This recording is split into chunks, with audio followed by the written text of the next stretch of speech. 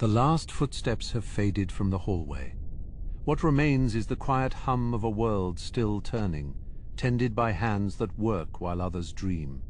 Tonight, we witness the quiet labor of the Winterfell blacksmith's forge settle into the stillness. Let your bed hold you softly. Let your thoughts grow quiet and distant. Let the last of your effort melt away. This is canon and calm. Let us begin.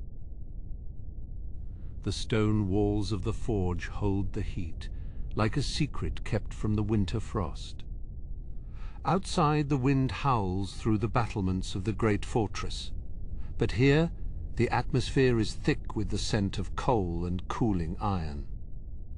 I step across the flagstones, feeling the gentle warmth rising from the earth itself. The hot springs of Winterfell run deep, a constant pulse of life beneath the grey granite foundations. A single candle flickers on the workbench, its flame dancing against the murk. It casts long, shifting shapes across the rows of tongs and hammers, each one waiting for the touch of a steady hand. The fire in the hearth has burned down to a bed of glowing embers, a sea of orange and crimson jewels. I take the iron poker, its handle worn smooth by decades of labor, and stir the coals to find the hidden heat. A small cloud of grey ash rises, drifting lazily toward the chimney. It is a quiet motion, a soft reminder of the work that has been done and the work that remains to be finished. I reach for the bellows, the old leather creaking like a tired joint. With a slow, deliberate squeeze, I send a breath of oxygen into the heart of the forge, coaxing the embers into a bright, eager glow. The light expands, painting the workspace in shades of amber and gold. It reveals the scratches on the anvil, the marks of 1,000 strikes, each one a testament to the strength of the North. There is a pile of iron bars in the corner, cold and unyielding. They arrived from the mines only yesterday, and soon they will be transformed into hinges, nails, and the sturdy tools of survival. I pick up a pair of long-handled tongs, their weight familiar and reassuring. They are an extension of my own arm, allowing me to reach into the furnace without fear of the biting heat. The silence of the late hour is profound, broken only by the occasional crackle of the wood. It is a time for reflection, a time when the ghosts of the past seem to watch from the rafters. I remember the stories of the smiths who came before, men who forged the blades of kings and the shields of heroes. Their legacy is etched into the very stones of this workshop, a quiet presence that guides my movements. I move to the water trough, the liquid inside dark and still. A thin layer of steam rises from the surface, a ghostly vapor that disappears into the rafters above. I dip a piece of scrap metal into the bucket, and the hiss of steam is the only noise in the room. It is a sharp, clean note, a signal that the metal has found its final form. The workbench is cluttered with the remnants of the day, a collection of broken links and bent nails. Each piece tells a story of a gate that would not close, or a horse that lost its shoe on the King's Road. I start sorting the iron, placing the salvageable pieces into a wooden crate. The clink of the metal is musical, a series of high, clear tones that ring out in the stillness. My hands, protected by thick hide gloves, move with a practiced grace. There is no need for haste in these quiet hours, only the requirement of precision and care. I look up at the high window, where the moon is a pale sliver against the velvet sky. The stars are bright and cold, watching over the sleeping castle with an indifferent gaze. The great hall is silent now. The fires there likely reduced to white ash. Only the guards on the walls remain awake, their boots crunching on the frozen stone as they make their rounds. Here in the forge, I am the keeper of the flame, the one who ensures the hearth never truly goes out. It is a lonely task, but one that carries a certain dignity and purpose. I take a whetstone from the shelf, its face grey and oily. I commence sharpening a woodman's axe, the slide of the stone against the steel creating a rhythmic, meditative whisper. The edge of the blade slowly becomes bright and keen, reflecting the firelight like a mirror. It is a satisfying process, the slow refinement of a tool into something sharp and effective. I think of the ironwoods that grow in the godswood, their trunks as hard as the stone of the walls. Only a well-maintained axe can hope to bite into such stubborn timber. The smell of the oil is pungent and earthy, mixing with the metallic tang of the steel. It is the scent of the trade, a perfume that lingers on my skin long after the shift has ended. I place the axe aside and turn my attention to a broken lantern frame. The thin metal has been crushed, perhaps by a falling beam or a careless foot in the stables. I heat the frame in the forge, watching as the iron turns from dull grey to a soft, glowing cherry red. It becomes pliable, willing to be corrected and straightened by the hammer. Each tap of the hammer is light and controlled, a gentle persuasion rather than a forceful demand. The metal yields, returning to its original shape under the guidance of the tool. There is a beauty in the repair, a sense of restoring order to a world that is often chaotic and destructive. To mend what is broken is a small but vital victory. I set the lantern frame on the cooling rack, where it will slowly lose its heat. The glow fades, the vibrant red turning back to the somber grey of the north. I walk to the back of the forge, where the larger projects are kept. A massive iron gate for the outer wall sits on a pair of wooden sawhorses, its bars as thick as a man's wrist. It is a work of immense scale, requiring the strength of several men to move. But tonight I simply inspect the welds, looking for any weakness that the winter might exploit. The cold is a patient enemy, always searching for a crack or a flaw to wedge itself into. It can shatter stone and snap iron if given the chance. I run my fingers along the joints, feeling the rough texture of the welds. They are solid and firm, a testament to the skill of the master smith who led the project. I find a small burr on one of the decorative spikes and take a file to it. The rasping sound is harsh but brief, leaving the metal smooth and finished. The shadows in the corners of the room seem to deepen, drawing closer as the candle burns low. I do not mind the dimness, for I know every inch of this space by touch. I know where the floorboards creak and where the stone is worn smooth by the passage of feet. This forge is my universe, a place where I am the master of the elements. I take a moment to rest, leaning against the cool stone of the wall. The warmth from the springs is a comfort, a reminder that the earth still holds its fire, even in the depths of winter. I can hear the distant howl of a wolf, a lonely cry that echoes across the frozen hills. It is a reminder of the wild lands that lie beyond the safety of the walls. But here, within the heart of Winterfell, there is a sense of enduring strength. The castle has stood for thousands of years, and it will stand for thousands more.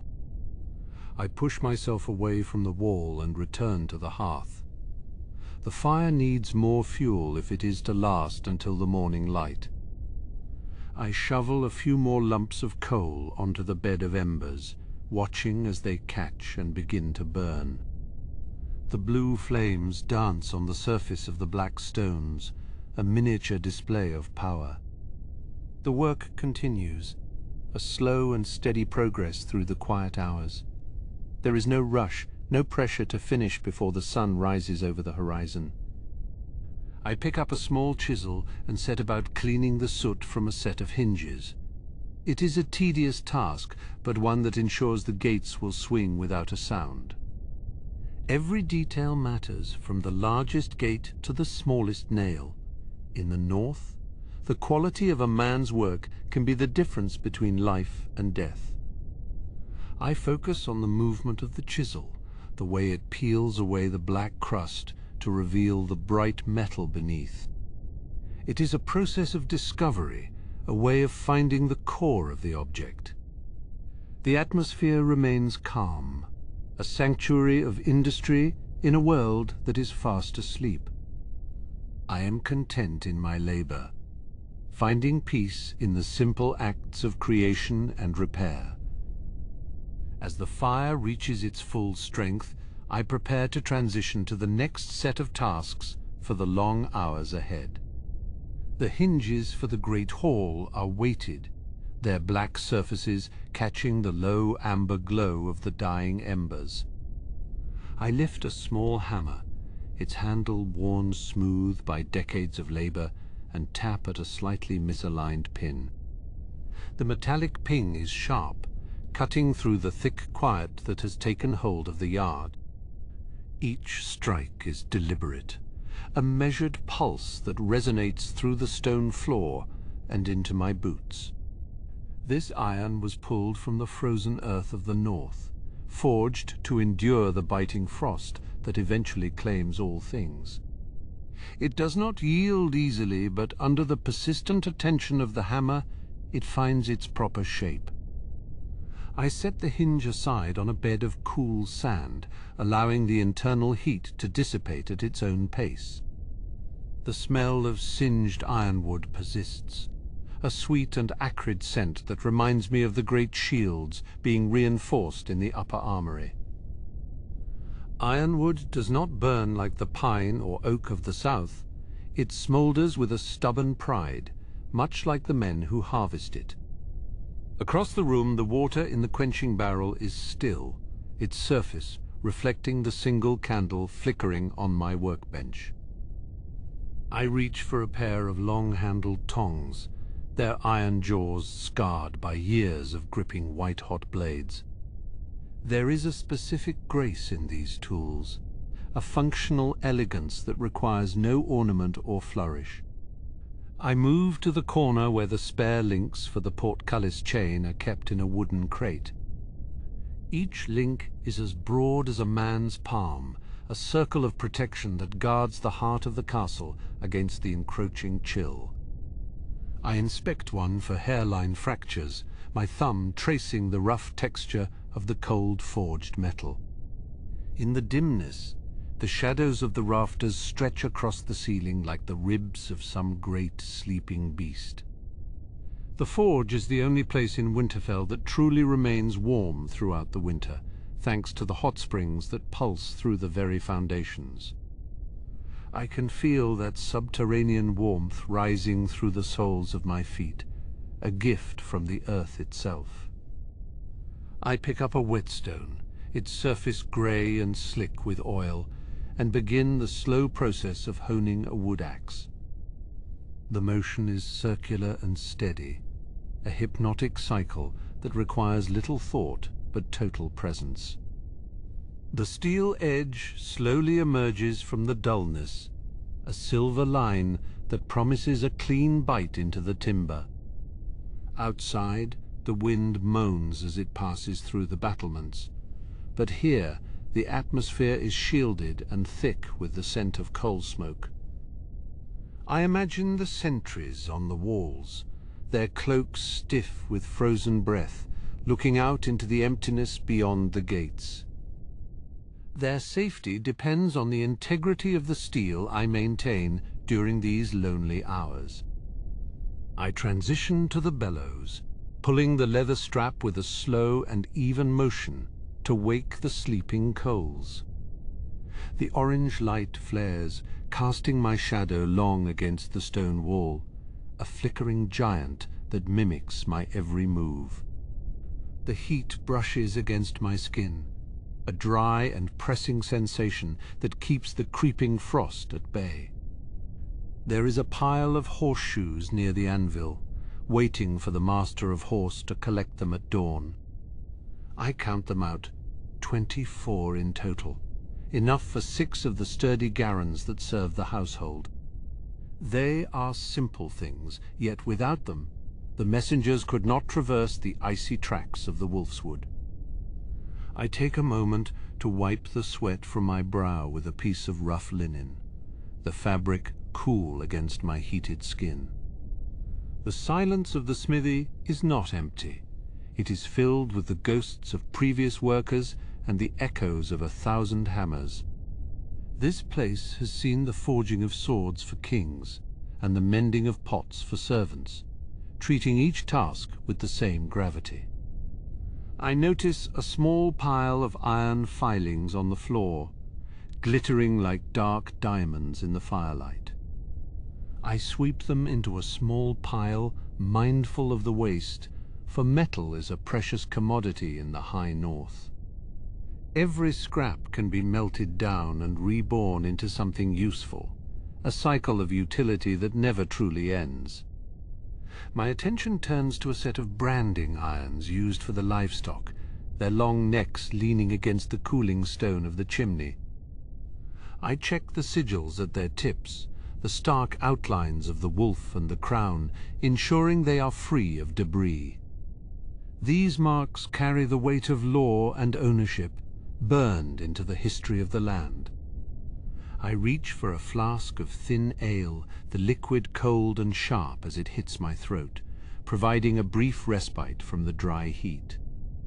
The taste is of grain and yeast, a humble reminder of the fields that lie beneath the snow, waiting for the turn of the season. Even in the depths of the quiet hours, the work of the castle never truly ceases. I begin to organize the chisels on the rack, placing them in order of their size and sharpness. Order is a defense against the chaos of the forge, a way to ensure that when the sparks fly, everything is exactly where it must be. My hands move with a memory of their own, guided by years of repetition and the lessons of those who came before. The large anvil sits in the center of the room, a massive block of iron that has withstood the pressure of 1,000,000 blows. It is the altar of this space, the fixed point around which the entire life of the smithy revolves. I run my hand over its face, feeling the microscopic dents and scars that tell the story of every blade ever made here. I find a broken buckle from a saddle cinch and decide to mend it before the fire grows too low. It is a delicate piece of work, requiring a smaller hammer and a finer touch than the gate hinges. I focus on the way the metal softens in the heat, becoming pliable and willing to change its destiny. As I work, I think of the great keep and the lords who sleep within its thick walls, unaware of the quiet industry happening below. Their world is one of politics and lineage, while mine is one of carbon and heat, of making and unmaking. There is a profound peace in knowing exactly what is expected of one's hands. I place the mended buckle on the cooling rack and take a final look at the hearth, where the coals are turning to white ash. The light is fading, the orange glow receding into the deep reds of the late hour. I feel the weight of the day's labor in my shoulders, a satisfying ache that speaks of a shift well spent. I prepare the workspace for the morning, clearing the debris and ensuring the tools are protected from the dampness of the thawing stone. The transition from the heat of the forge to the chill of the living quarters will be a sharp one, a reminder of the duality of life in the north. I pick up my lantern, its flame a small and steady companion, as I move toward the next corridor of my routine. The passage leading away from the forge is a narrow vein of stone where the lingering warmth of the hearth struggles against the encroaching frost. My lantern casts a long, swaying amber light across the floor, revealing the uneven texture of the granite. Every step is a deliberate measure, a soft strike of leather against the earth that echoes through the quiet hours. I feel the shift in the atmosphere as the smell of burning coal gives way to the scent of damp earth and old snow. I move toward the stables, my boots crunching softly on the frozen patches of the inner courtyard. The sky above is a deep indigo, scattered with stars that look like chips of ice on a velvet cloth. There is no wind here, only a profound stillness that makes the castle feel as though it is holding its breath. I pass the silhouette of the great keep, its massive towers standing like silent sentinels against the dimness. The stable doors creak on their iron hinges, a long, low groan that seems to apologize for the intrusion. Inside, the scent of dry hay and well-oiled leather is thick, a comforting change from the metallic tang of the smithy. I hear the slow, rhythmic breathing of the horses, a collective pulse that fills the long building. A massive destrier in the first stall huffs a cloud of steam, its large, dark eye catching the reflection of my flame. I find the wooden hook near the master of horses' desk and hang the mended buckle there, the metal now cold and inert. It will serve its purpose when the sun rises, securing a rider during the morning patrols. The work of a blacksmith is often invisible, existing only in the reliability of a strap or the strength of a shoe.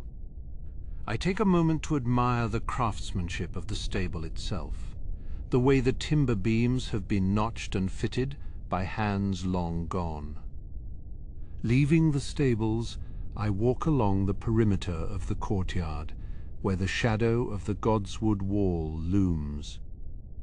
The bark of the weirwood trees is hidden behind the stone, but I can feel the weight of their presence, an age-old watchfulness that predates the castle itself. The silence here is different, more layered, as if the very stones are listening to the passage of time. I adjust the wick of my lantern, the flame jumping slightly as I turn toward the armory annex. The door to the armory is thick oak, reinforced with bands of black iron that I helped to forge 3 winters ago.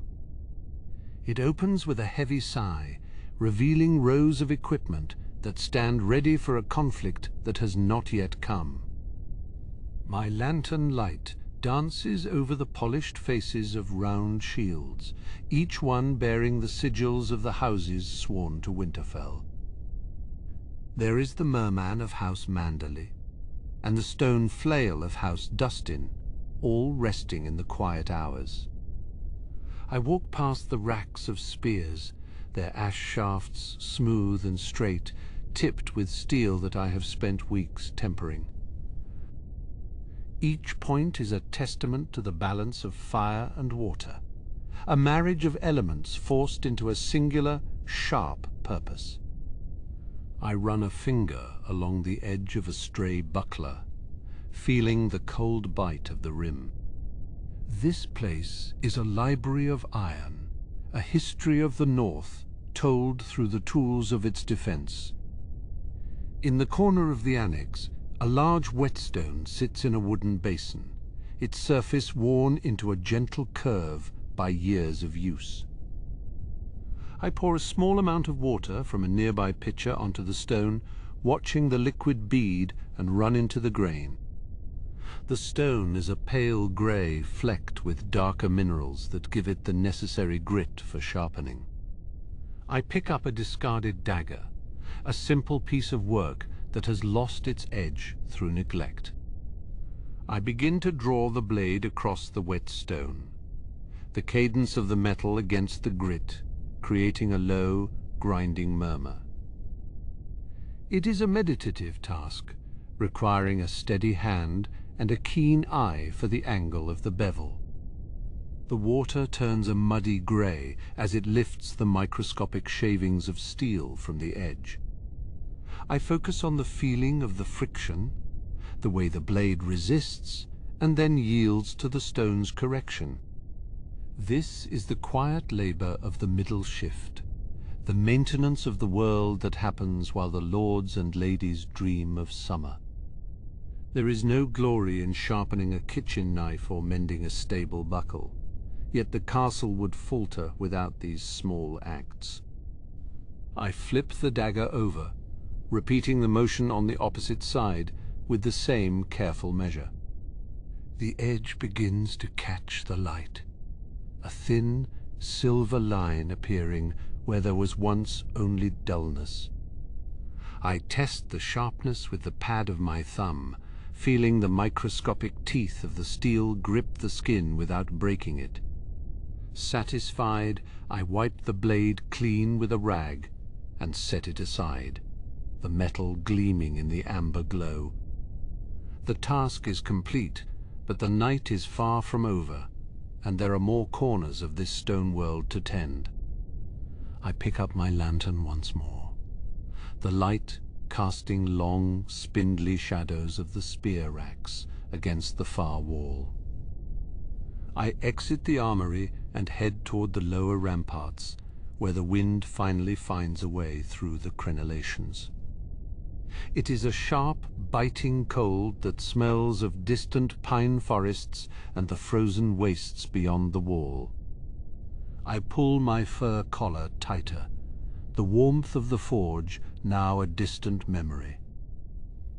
Below me, the winter town is a cluster of dark shapes, its inhabitants huddled around dying fires in the late hour. I walk the length of the walkway, my lantern light flickering against the time-worn battlements. The stones here are scarred by the elements, pitted by centuries of ice and sleet that have tried to grind them down. Yet they remain a testament to the endurance of those who built them and those who keep them.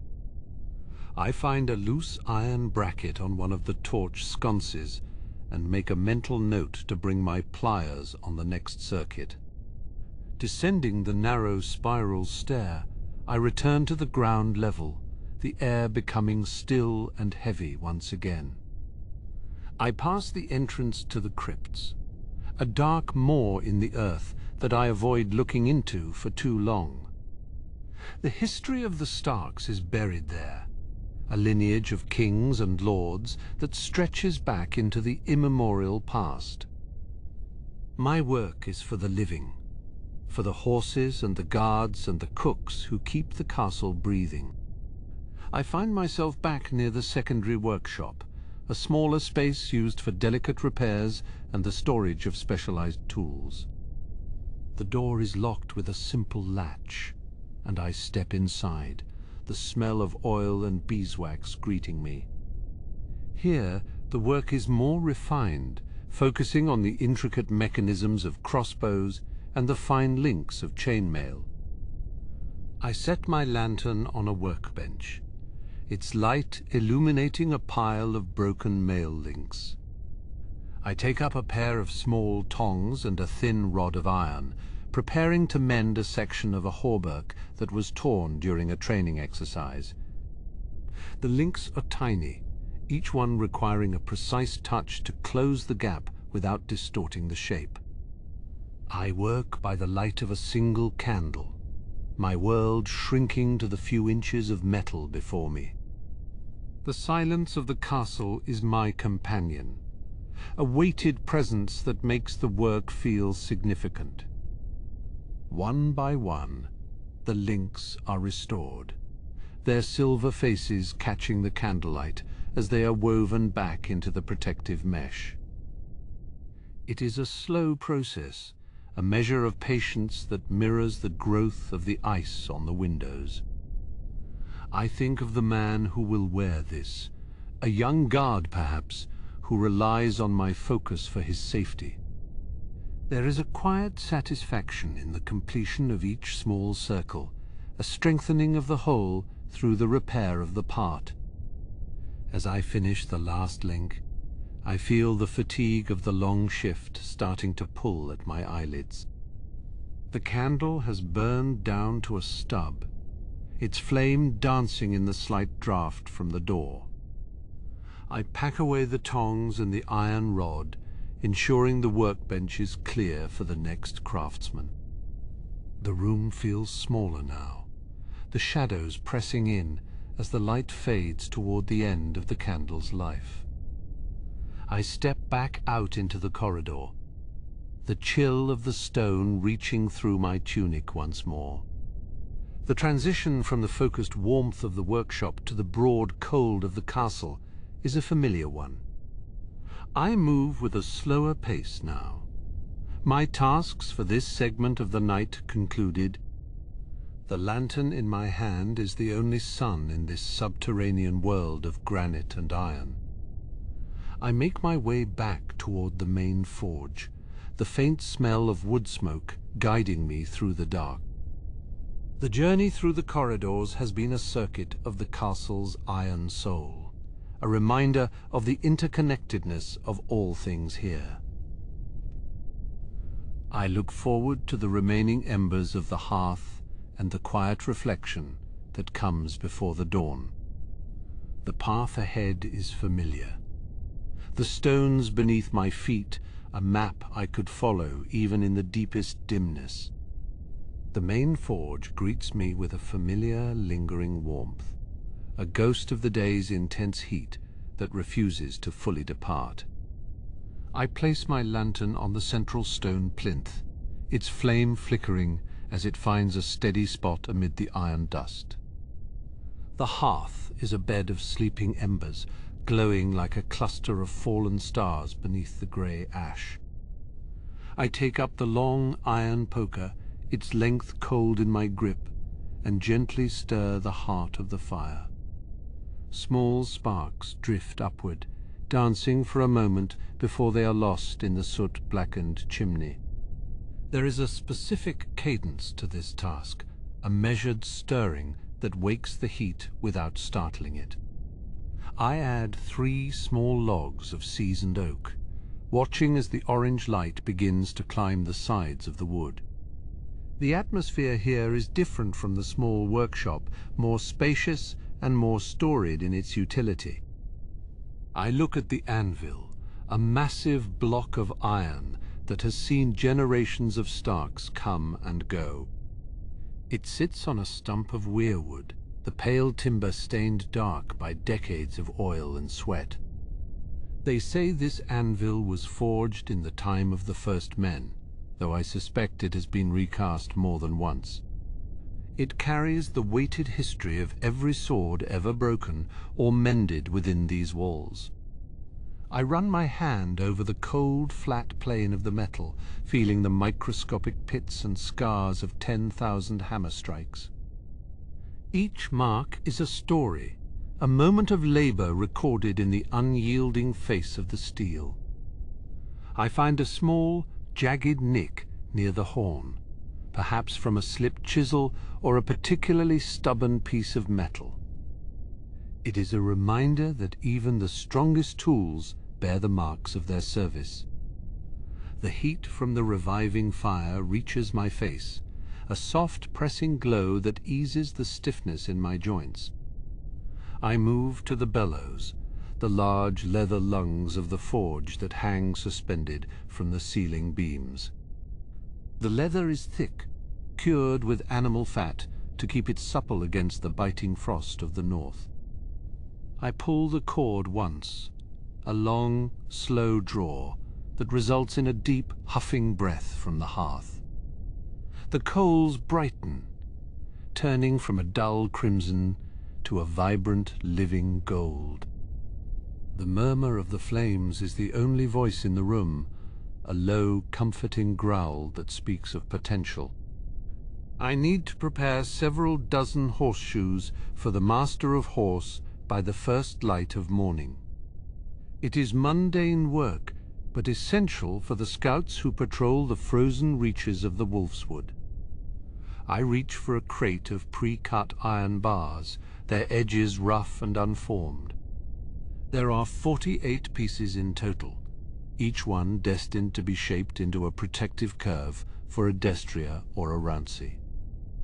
I count them out by touch, the cold metal clinking softly as I arrange them on the stone hearth.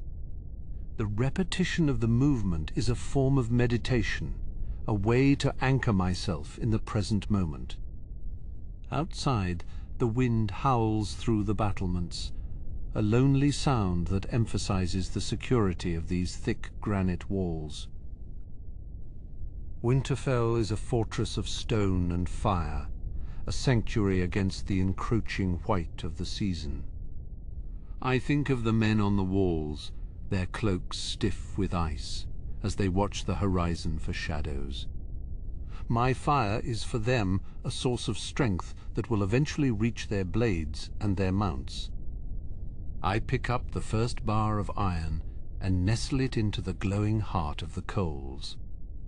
It will take some time for the metal to reach the proper temperature, a bright cherry red that signals its readiness.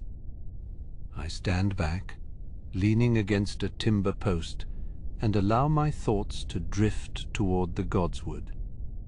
The old trees must be silent now, their red leaves dusted with the same snow that covers the keeps. There is a sense of continuity in this labor, a thread that connects me to every smith who has ever stood before this hearth. We are the keepers of the edge, the shapers of the tools that define the life of the castle. From the smallest needle to the longest broadsword, it all begins here, in the heat and the shadow.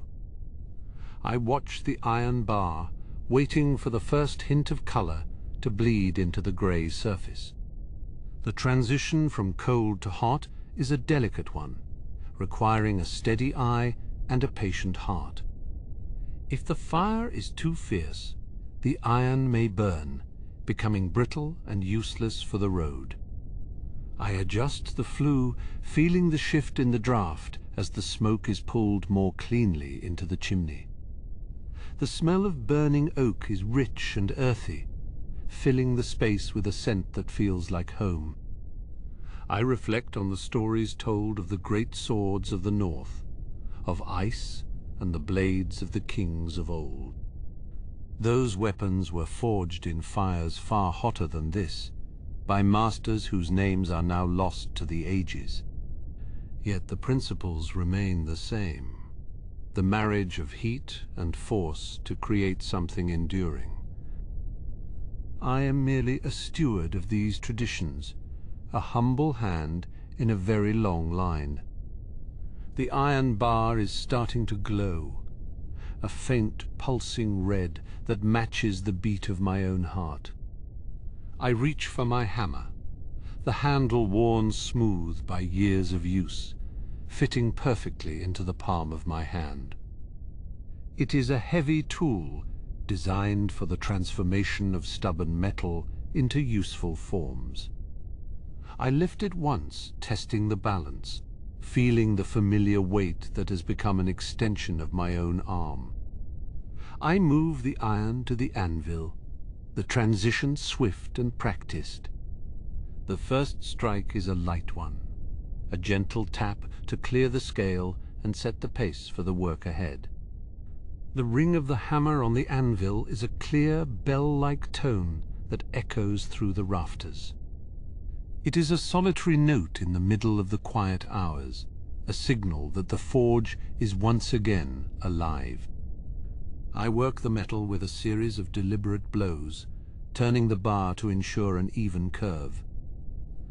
I take a moment to drink from a skin of water, the liquid cold and sharp against my throat. The heat of the forge is a thirsty companion, and I must keep my strength for the hours that remain. I look toward the high window, where the moon is a pale sliver against the velvet expanse of the sky.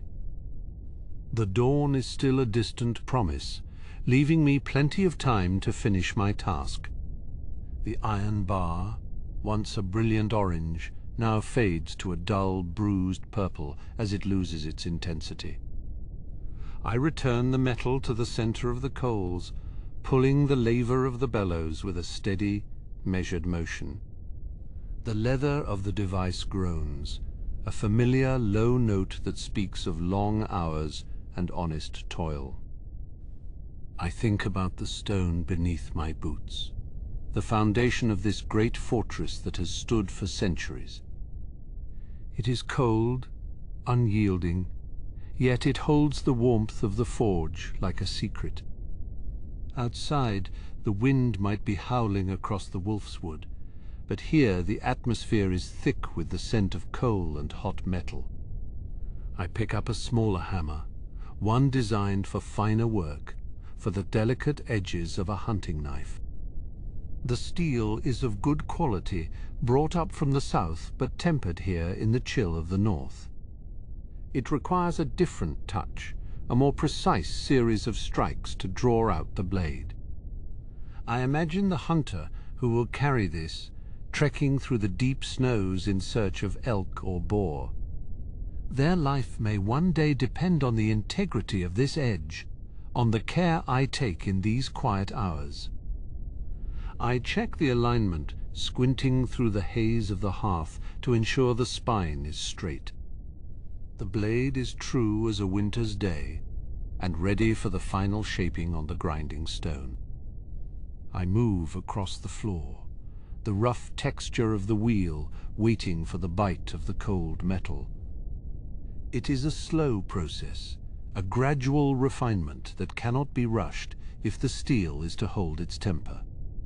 Each pass against the stone sends a shower of tiny sparks into the dimness, like falling stars captured for a fleeting moment. The friction creates a low, grinding tone, a steady pulse that fills the room. I feel the vibration in my hands, a connection between the tool and the maker that transcends the work itself. There is a deep satisfaction in this, in seeing a raw hunk of iron become something of purpose. I pause to wipe the dust from my apron, the leather stained by years of soot and oil. My thoughts turn to the great hall, where the lords and ladies sleep in their feathered beds. They do not see the work that goes into the hinges of their doors or the latches of their chests. Yet without the smith, the castle would be a fragile thing, open to the elements and the enemies alike. I am the silent guardian of the hardware, the one who ensures the gates hold and the swords stay sharp. By moonlight, the workshop takes on a different character, with long, thin shadows stretching across the floor. I reach for the oil, the liquid dark and viscous in its stone jar. A few drops on the whetstone, and the face of the stone becomes slick, ready for the final polish. I work the blade in circular motions, a cycle of patience and precision that clears my mind. The steel begins to shine, reflecting the orange light of the dying embers. I can see my own reflection in the metal, a ghost of a man dedicated to the craft of the forge. I think of my father and his father before him, all of whom stood at this very anvil in the evening hours. Their sweat is in the mortar, their strength in the very bones of this place. I am carrying their legacy forward, one strike at a time, through the long, cold quiet. This universe is a place of hard truths and harder winters, where a man's worth is often measured by the tools he keeps. I take pride in the fact that my work will outlast me, serving the people of the North long after I have gone to my rest. The fire in the hearth is a small thing compared to the vastness of the landscape, but it is enough. I turn my attention to the tongs, selecting a pair with long curved handles to reach into the back of the fire. The charcoal must be moved, redistributed to ensure the heat is even for the next piece of work. The embers crackle as they are disturbed, releasing a fresh wave of warmth that brushes against my skin. I look at the bucket of water, the surface of the liquid still and dark as a forest pool. When the steel is ready, it will be plunged into that cold embrace, a violent transition that locks the molecules in place. It is the most critical moment of the process, where the blade either becomes a weapon or a piece of scrap. I listen to the distant cry of a hound, a lonely sound that echoes through the courtyard. The castle is a city unto itself, even in these late hours when most have found their sleep. There is a sense of peace in being the only one awake, the only one keeping the fire alive. I pick up a file, its teeth sharp and hungry for the rough edges of the iron. I work the guard of a broadsword, smoothing the transitions where the metal meets the hilt. It is a meditative task, requiring a light hand and a steady eye to achieve the desired finish. The smell of the horse stables drifts in through the high window, a mix of straw and animal warmth. It is a reminder of the living world outside the forge, of the creatures that rely on my shoes to travel the stony roads. I have a dozen horseshoes to finish before the sun climbs over the eastern walls. I take a deep breath, the atmosphere in the room tasting of iron and old wood. The work is hard, but it is honest, and it provides a sense of order in an uncertain world. I reach for the hammer again, the weight of it a comfort in my calloused palm. I strike the metal once, twice, the tone of the anvil changing as the iron cools and hardens. I must work quickly now, before the heat is lost, and the metal becomes stubborn. The evening is a long one, but the progress I make is visible in the pile of finished goods. I think of the walls of Winterfell, built of granite and history, standing against the biting winds. We are like those walls, tempered by the environment and strengthened by the challenges we face. Every nail I drive and every blade I forge is a part of that defense, a small contribution to the survival of the North. As I move to the next task, I feel the steady beat of the castle's heart in the silence.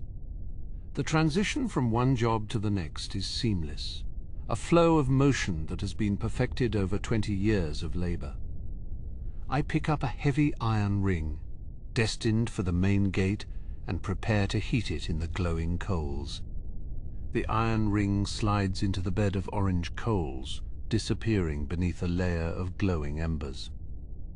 I use the long-handled shovel to heap more fuel over the metal, ensuring the heat is trapped and focused. The glow reflects off the stone walls, casting a warm hue over the tools hanging in their familiar places. This piece of iron will hold the weight of the great gate, a small but vital part of the castle's strength.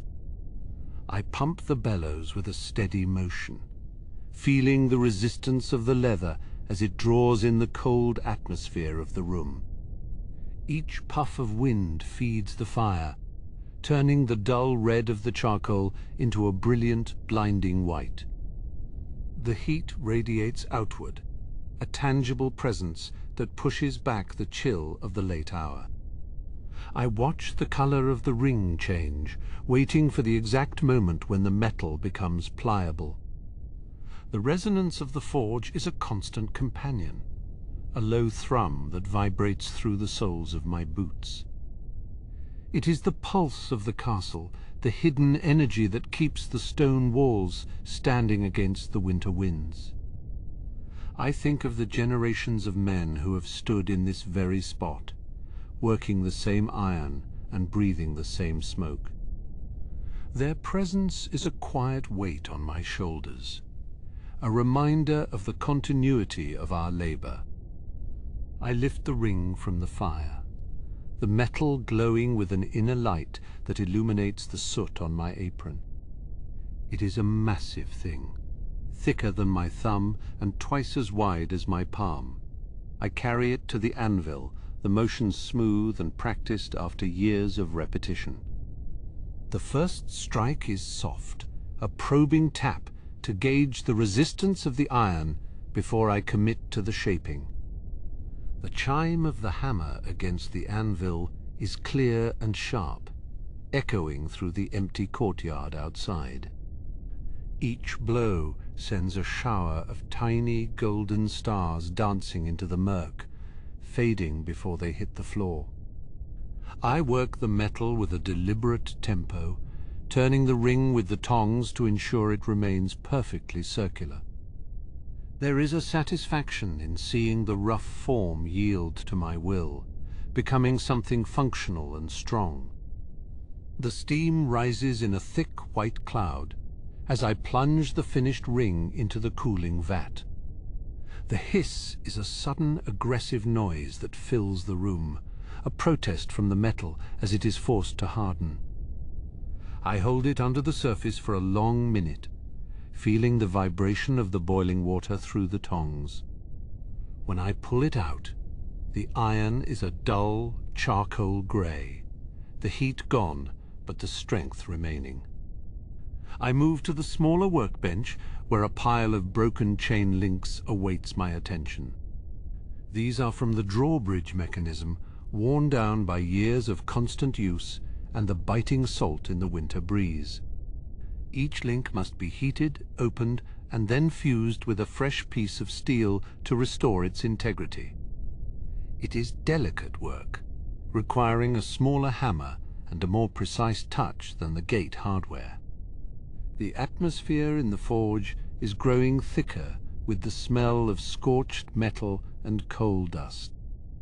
I wipe my forehead with the back of my hand, leaving a streak of black grime across my skin. Through the high, narrow window, I can see a sliver of the moon hanging over the broken tower. It is a cold, distant light, a stark contrast to the intense, localized warmth of my workstation. I select a thin rod of steel and place it in the center of the coals, where the heat is most intense. While it warms, I take a moment to inspect the file I used earlier, checking for any dull spots or chipped teeth. A blacksmith is only as good as the tools he maintains, and I take pride in the sharpness of my blades. The silence of the castle is profound, broken only by the occasional crackle of the fire. I begin the process of welding the first link, the metal sparking as I hammer the two ends together. The bond must be perfect, for a single weak point could cause the entire chain to fail at a critical moment. I think of the soldiers who walk the ramparts, their safety depending on the quality of my craftsmanship. It is a quiet responsibility, one that I carry without complaint or desire for recognition. There is a certain beauty in the way the metal flows when it reaches the correct temperature. It becomes almost liquid, a glowing river that can be guided and shaped by the lightest of touches. I have spent most of my life learning to read the colors of the heat, from the first faint red to the final dangerous white. It is a language of fire and light, one that speaks of the hidden potential within the earth.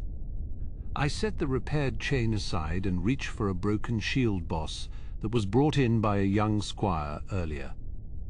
The metal is dented and scarred, a testament to the training sessions in the courtyard. I can see the marks of wooden swords and the deeper gouges of blunted spears.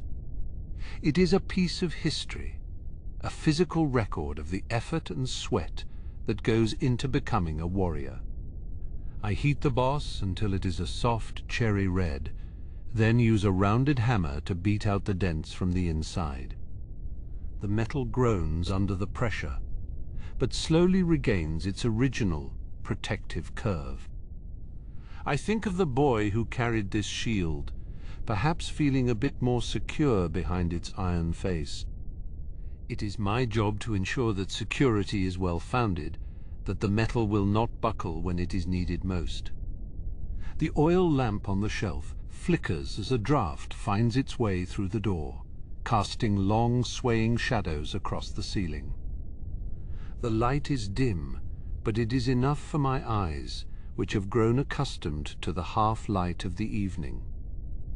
I find a sense of comfort in the familiar shapes of the forge, the way the light catches the edge of a blade or the curve of a tongs. This place is my sanctuary, a world of order and creation. I take a long drink from the wooden mug on the bench, the water cool and refreshing against my parched throat. It tastes of the deep well beneath the castle, a coldness that seems to come from the very bones of the earth. I rest for a few minutes, watching the embers in the forge slowly fade from white to orange. The quiet hours of the night are the best time for reflection, when the distractions of the day are stripped away. The wind outside has picked up, whistling through the battlements and carrying the scent of pine and distant snow. It is a reminder that the winter is always waiting, a silent presence that looms over the north. We build our fires and forge our steel to hold it at bay, a constant struggle against the encroaching cold. I feel a surge of pride in my work, in the warmth and strength I provide for the people of Winterfell. I pick up a kitchen knife that has lost its edge, the blade dull and stained from years of preparing meals. I move to the whetstone, the large stone wheel sitting in its wooden frame by the door.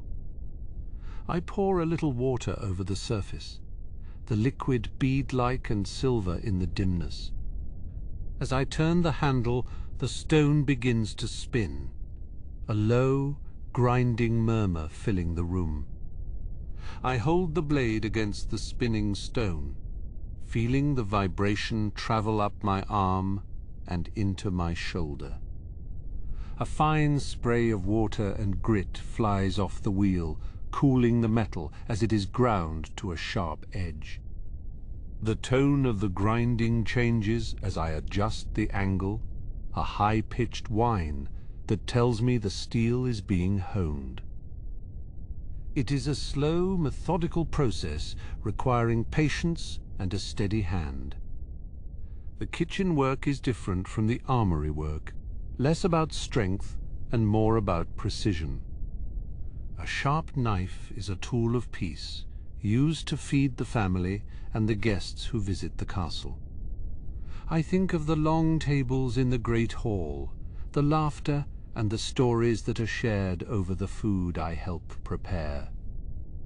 Even the smallest task has its place in the grand design of the castle's life.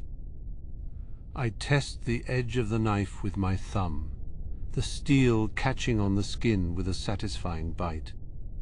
It is ready for another year of service, a simple tool restored to its full potential. I set it down on the clean part of the bench and look back at the forge, where the fire has burned down to a bed of glowing coals. There is still much to be done, but the pace of the work is steady and the end is in sight. I reach for a bundle of iron rods that need to be turned into nails, a repetitive task that will take me into the final hours of my shift. Each nail requires only a few strikes, a quick sequence of motions that I could perform in my sleep. I feed the rods into the heat, the metal warming quickly in the concentrated fire. The cadence of the hammer will be my guide as I work through the remaining hours of the quiet evening. As I prepare the first rod, I think of the stonemasons and the carpenters who will use these nails to repair the roofs and the floors. We are all connected, each of us a single thread in the tapestry of the North. The forge is the place where these threads are forged and tempered, where the raw materials of the earth are transformed into the tools of survival. I strike the first blow, the sound a promise of the work yet to come. The warmth of the forge is a shield against the growing chill that creeps in from the courtyard as the hours grow small. I can feel the frost beginning to form on the edges of the window, a delicate pattern of ice that reflects the dying light of the fire. My muscles ache with a familiar fatigue, a weighted sensation that tells me I have done an honest day's labor. I embrace the feeling, knowing that the rest I will eventually find will be deep and well earned. I move the rods with a practiced ease, the motion of my arms a measure of the time that has passed since I first lit the fire. The pile of finished nails grows slowly, each one a small victory over the stubborn nature of the iron. I listen to the distant sound of a gate creaking on its hinges, a reminder that the castle never truly sleeps, even when the rest of the world is still. There is a comfort in this constant activity, a sense that we are all part of something larger than ourselves. I finish the last of the nails and set them aside to cool, the metal turning from a soft red to a dull dark grey. The fire is now a low glow, the embers providing just enough light to see the path to the door. I take one final look around the forge, ensuring that everything is in its proper place and that the fire is safe for the remaining hours. The transition to the final tasks of my shift is a quiet one, a slow winding down of the energy that has sustained me throughout the evening. I pick up a broom and begin to sweep the iron filings and charcoal dust from the floor, the sound of the bristles against the stone a soft, rhythmic whisper. It is a final act of respect for the space where I work, a way of preparing it for the next man who will take my place. The atmosphere is peaceful now, the heat of the forge a lingering memory in the cool air of the approaching dawn.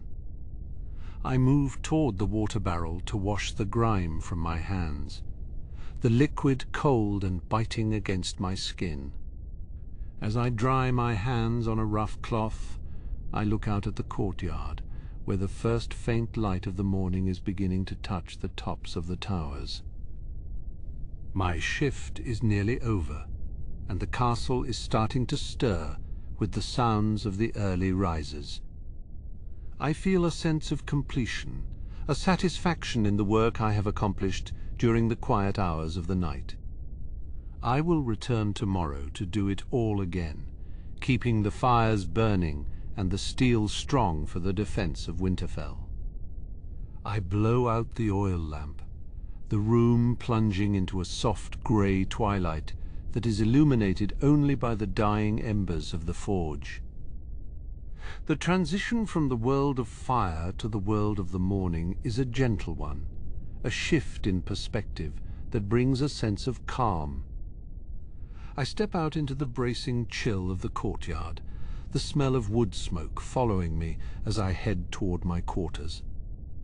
The stones beneath my feet are cold and solid, a reminder of the enduring strength of the place I call home. The silence of the morning is broken by the first call of a bird, a clear, sharp note that rings through the crisp air.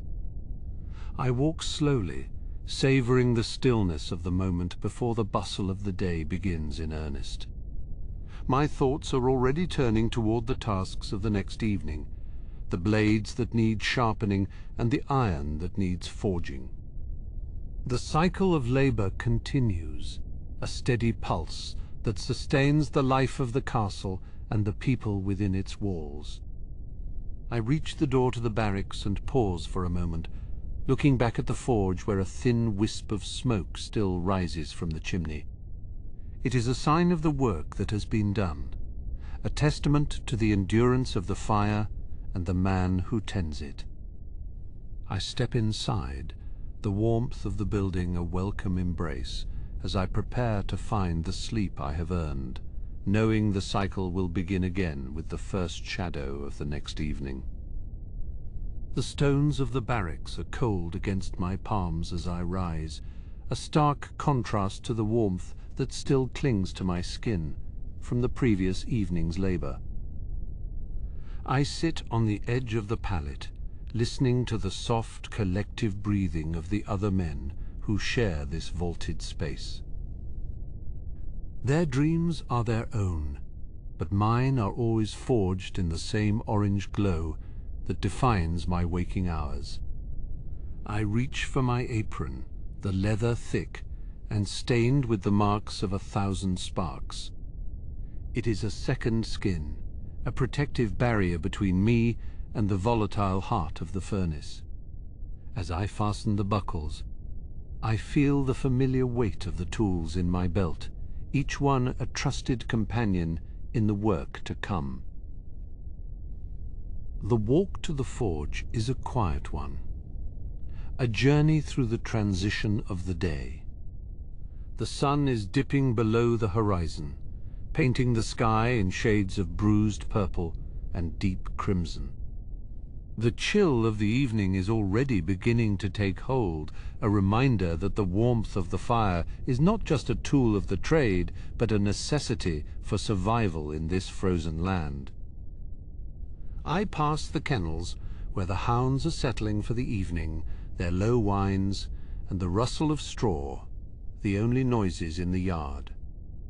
The smell of wet fur and earth is a brief distraction, a momentary connection to the living world, before I return to the domain of iron and stone. Entering the workshop, I find the environment still humming with the energy of the day. Shift smiths have left the hearth tidy, but the atmosphere is still laden with the scent of hot metal and the fine dust of charcoal. I run a hand over the face of the main workbench, feeling the grooves and scars that tell the story of the many blades and tools that have been shaped here. I turn my attention to the coals, which are now nothing more than a heap of grey ash. I use a long iron poker to stir the depths, searching for the hidden heat that remains. A single spark is all it takes, a tiny point of light that I nurture with small slivers of dry wood and a gentle breath. The fire stirs into life, a flickering yellow flame that gradually turns to a deep, intense orange. I add the larger pieces of coal, the black stones clicking together, like the teeth of some great beast. The warmth moves into the room, pushing back the chill of the evening and claiming the space as its own. I take a moment to sharpen my own tools, a task that requires a different kind of focus. The whetstone is cool and damp, the tone of the metal sliding across its layer a high singing note. It is a necessary chore, a way of ensuring that my hammer and tongs are ready for the more demanding work ahead. The project for this evening is a set of hinges for the main gates, massive pieces of iron that must be strong enough to withstand the weight of the timber and the force of the wind. I lift the first bar of iron, its face rough and cold, and place it in the center of the glowing coals. The bellows are my lungs in this place, the steady pulse of the air feeding the fire and driving the temperature higher. I pull the lever with a measured cadence, the leather creaking and the air rushing into the heart of the hearth.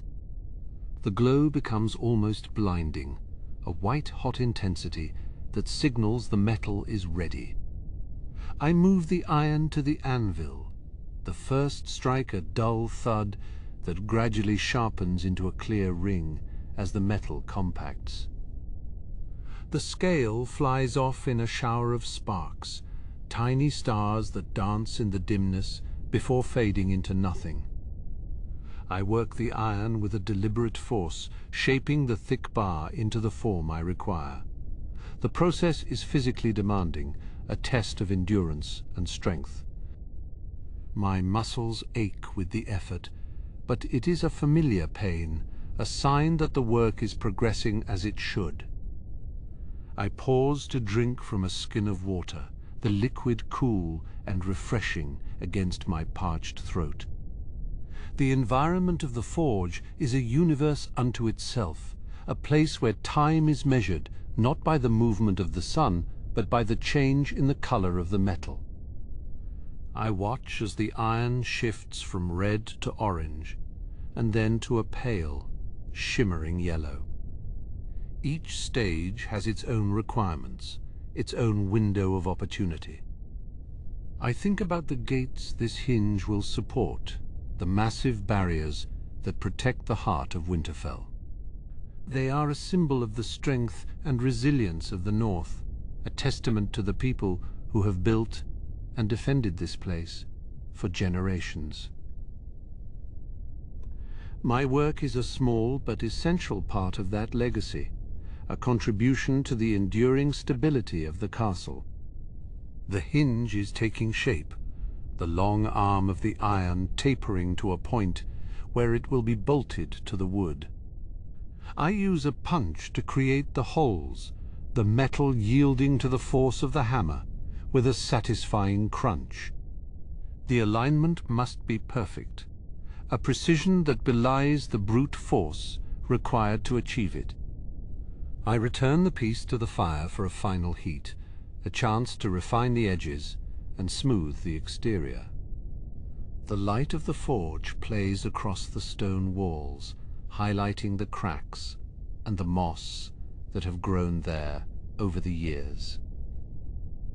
It is a place of age and history, a sanctuary where the old ways are still practiced with care and respect.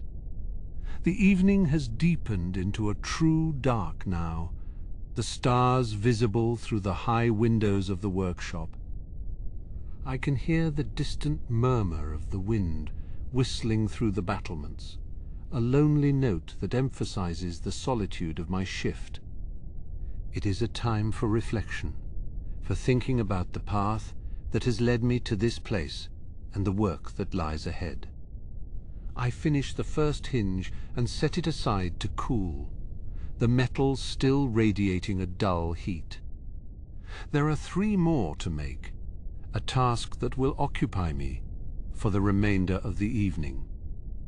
I move with a steady tempo, the cycle of heating and hammering becoming a form of meditation. The second hinge goes more quickly, my hands moving with a confidence that comes from repetition. I find myself lost in the work, the outside environment fading away until there is nothing but the fire, the iron, and the hammer.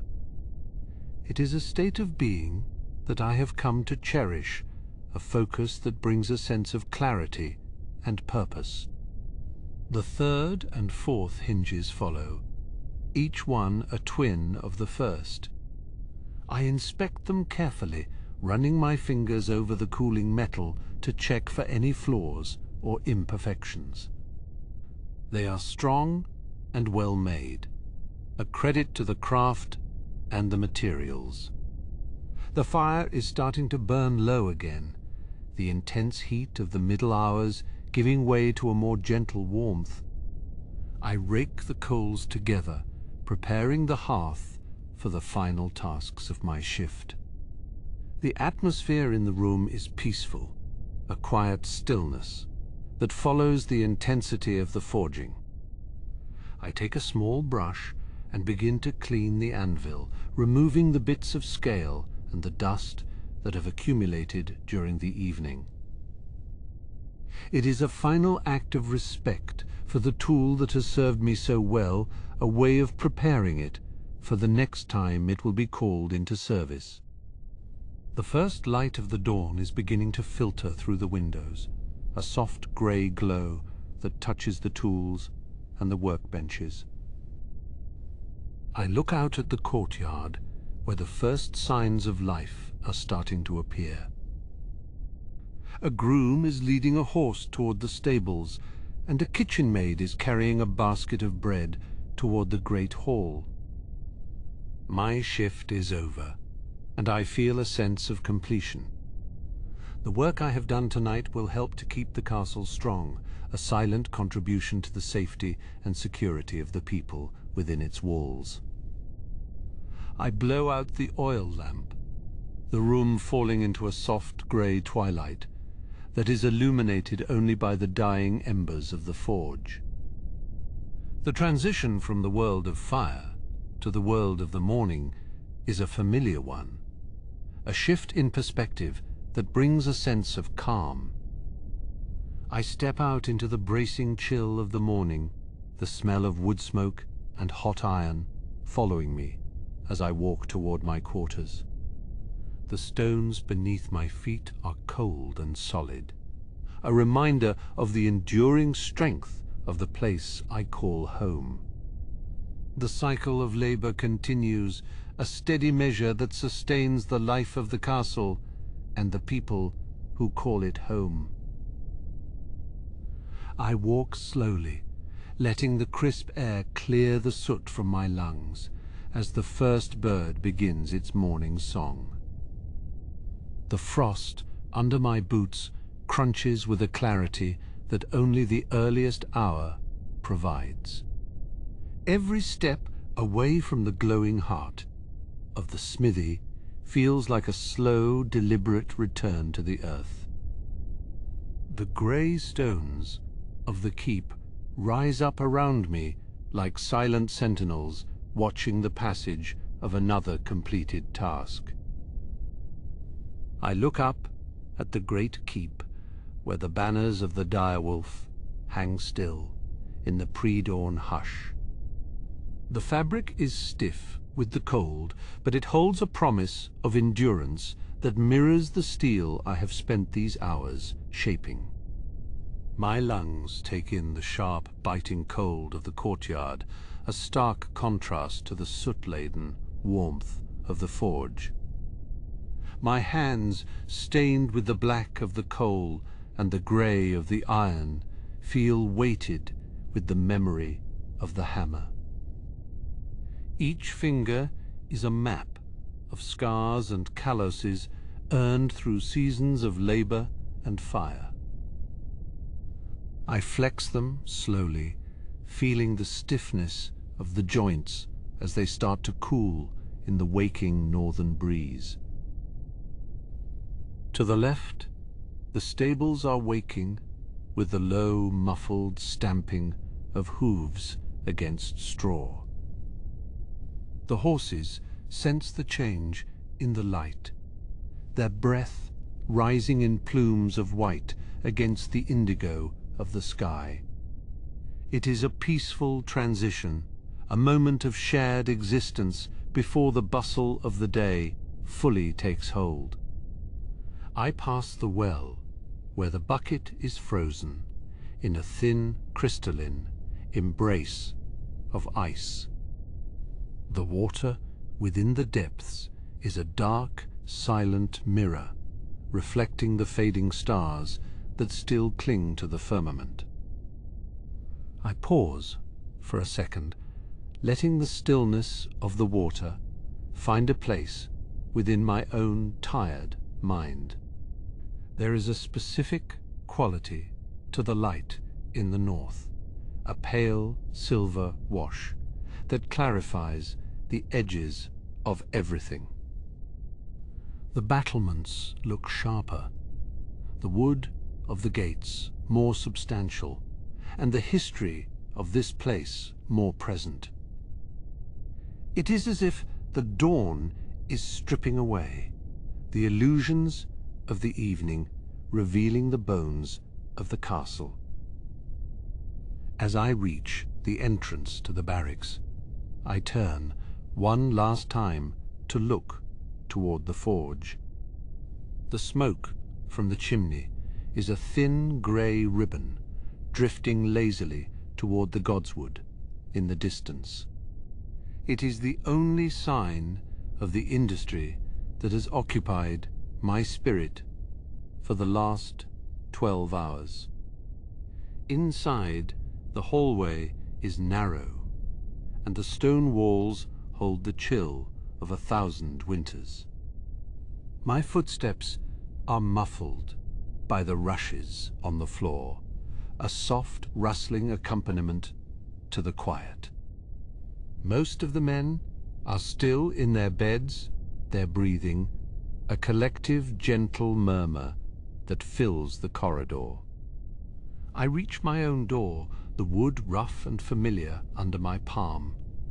The latch clicks with a small metallic note, a final punctuation to the shift. The room is small and Spartan, but it is mine, a sanctuary of rest after the violence of the anvil. I set my tools down on the wooden table with a care that borders on the religious. The tongs, the small hammer, and the file, each one has its place, a designated spot where they can recover their own cold strength. They have done their work, and now they deserve their own quietude. Removing the leather apron is a ritual of shedding the identity of the smith.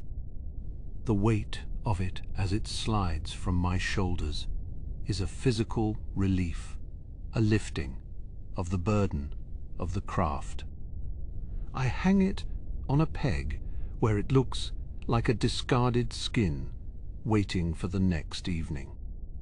I pour water from a pitcher into a basin, the liquid biting and cold against my skin. The soot dissolves into grey, swirling patterns as I scrub the evidence of the forge from my arms. It takes time to reach the skin beneath the grime, a slow, methodical cleansing that feels like a rebirth. My face, in the small, polished metal mirror, looks tired, but the eyes are clear.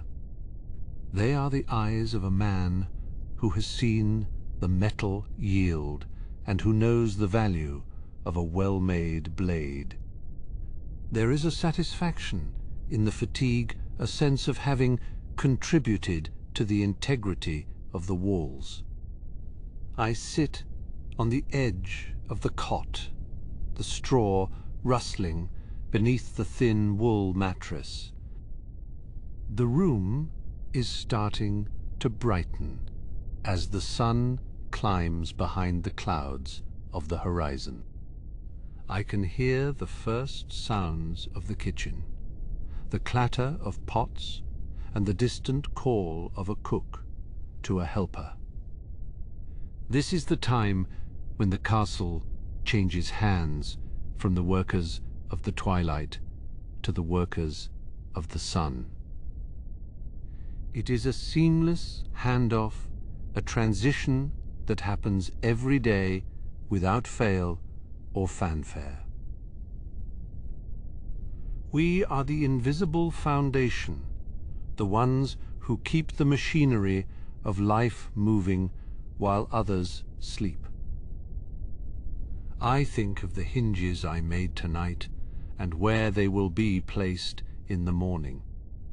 They will support a door that protects a family or a gate, that secures a granary or a chest that holds a legacy. Their purpose is simple, but their necessity is absolute, and that is enough for me. I lie back and pull the blanket up to my chin, the wool coarse but warm. The exhaustion is a physical presence, a soft, pressing weight that pulls at my eyelids. The sounds of the waking castle become a distant, indistinct hum, like the sound of a far-off sea. The chill of the room is fading as my own body heat begins to warm the space beneath the covers. I watch the dust, motes dancing in the sliver of light that comes through, the window a slow, chaotic dance of the minute.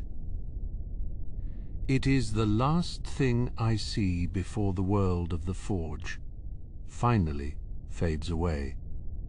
Sleep comes, not as a sudden drop, but as a gradual sinking into the soft grey depths. The memory of the fire is a fading ember, a warm glow at the back of my mind. I am no longer the smith. I am simply a man, resting after a long and honest labor. The North is a hard place, but there is a peace to be found in its demands. We work, we rest, and we endure, just as the stones of Winterfell have endured for centuries. The cycle of the hammer and the anvil will return with the setting sun, but for now there is only the quiet. As the morning fully breaks over the towers and the walls, I drift into a dreamless and restorative slumber. The work is done, the steel is cold, and the heart of the forge waits for the coming evening to breathe again. Thank you for spending this evening with me. Until next time on Cannon and Calm, sleep well.